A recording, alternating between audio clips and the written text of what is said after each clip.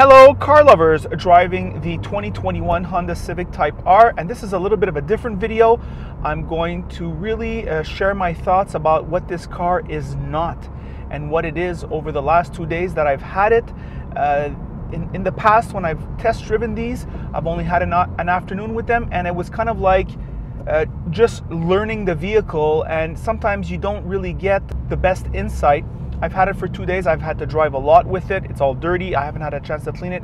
This is a flash review, but nevertheless, I did so many kilometers with it that I had a time to settle in. So I'm just going to show you a quick video on the highlights of this vehicle. We're starting right now. The Civic Type R is a performance racetrack ready hatch from Honda. It is the third R designation after Integra and NSX. The engineering philosophy is minimize weight and maximize performance.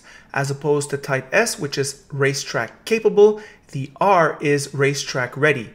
Type R gets 20-inch aluminum wheels, Brembo 4-piston brakes, adaptive 3-mode suspension, a 6-speed manual transmission with rev matching, and a crazy VTEC 2-liter 4-cylinder turbocharged engine that has considerable lag and keeps pulling in the upper rev range.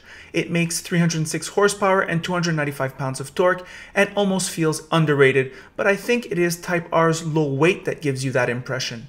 At 1,417 kilograms or 3,124 pounds, that is Type R's magic. Second and third gear accelerate like crazy.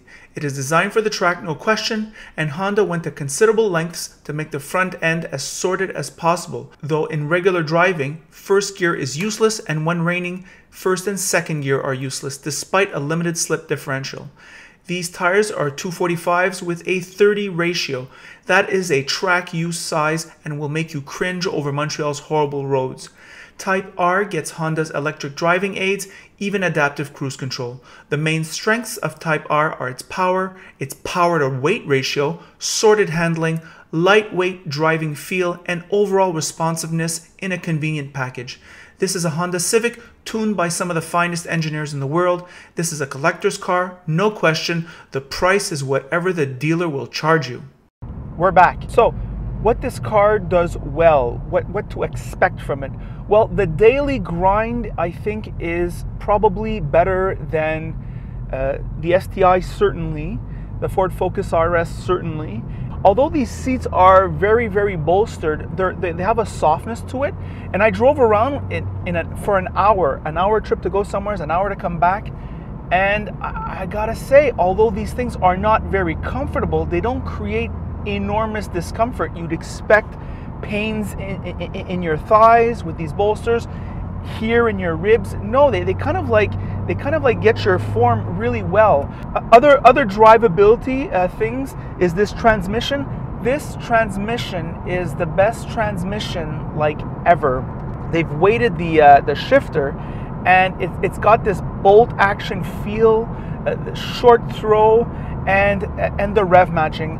I find the rev matching is almost what I think it came too late, and it's what would save the manual. So for example, if you want to pass somebody, you're in 6th, you go in 4th, boom, it just matches you right away. It's so much more refined, and I think you'll enjoy it.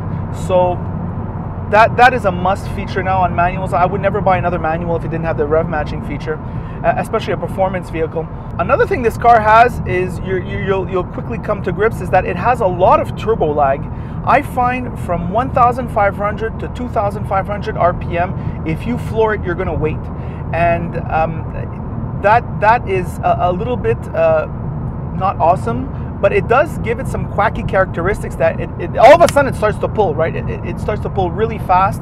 So that is just something interesting to think about if you're planning on buying this vehicle.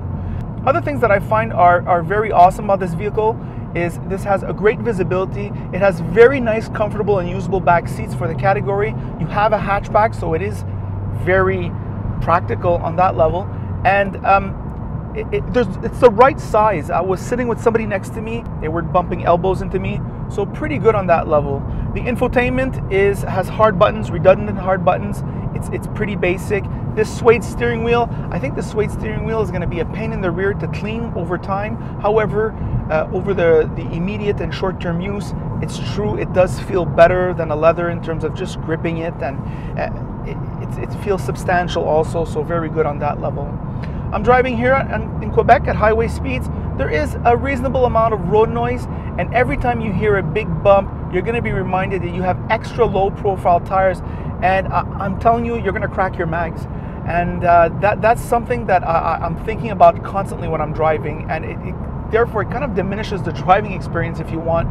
So on that level, not so sure about that daily use. There's another thing about having so much power and having a front wheel drive architecture, and I've said this in the past, that yes, it does save the weight, and when you're in perfect conditions, you don't really feel it. However, as soon as it's raining a bit, first and second gear are utterly useless.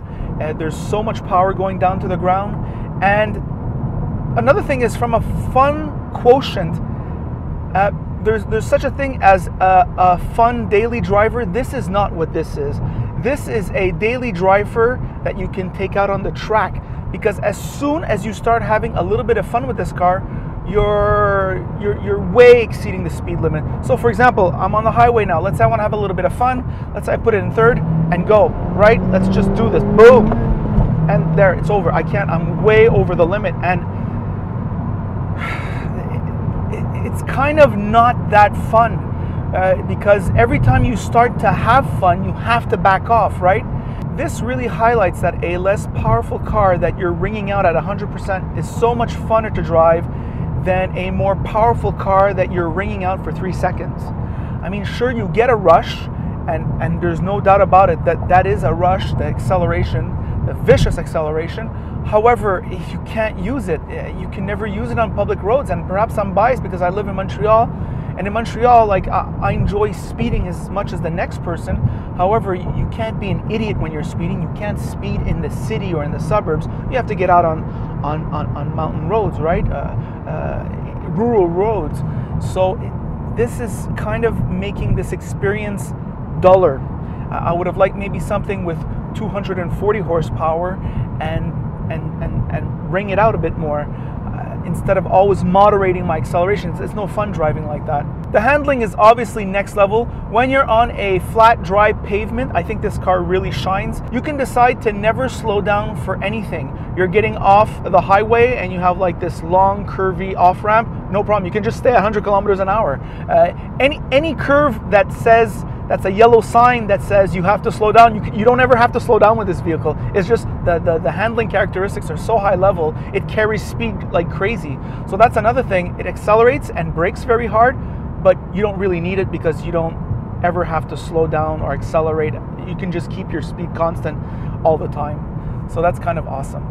So I hope these little tidbits of thoughts will help you if you're a potential buyer for this type of vehicle. And those are my quick thoughts on my 2 days with this Type R. By the way, if you like this video, like it. If you don't like it, don't like it. And if you really like it, well then of course you should subscribe. And that is it.